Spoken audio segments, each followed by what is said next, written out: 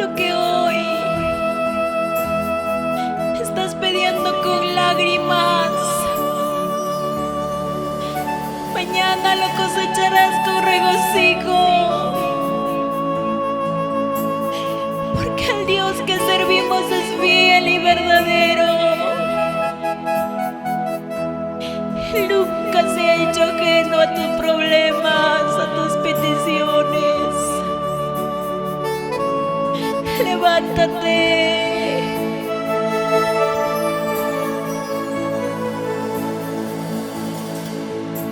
Ayer te vi llorar, pidiéndole a Dios tu milagro. Y tú lloras en tu soledad,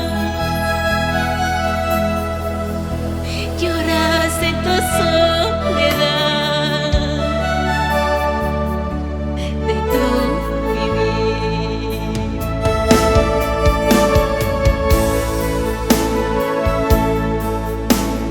No hay gloria si no hay desierto. No hay victoria sin antes llorar. Aunque ha sido duro el camino y has tenido que llorar, pero Dios es fiel, pero Dios es fiel, jamás te dejará.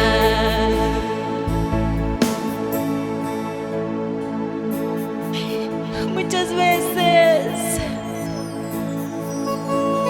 pasar el desierto duele. Cuando sientes que nadie te responde duele. Pero hay un Dios que te escucha tu clamor. Él nunca se ha hecho ajeno. Tú no peleas sola tu batalla.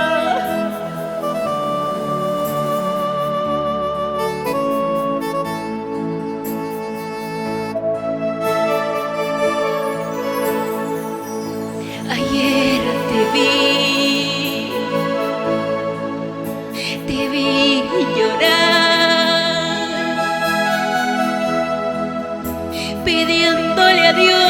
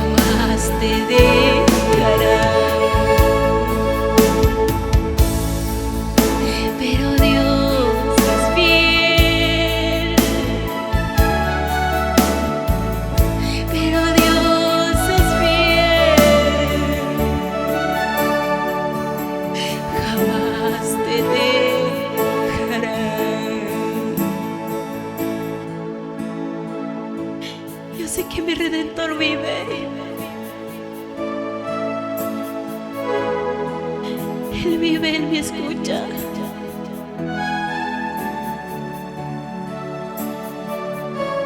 No me rendiré, Señor.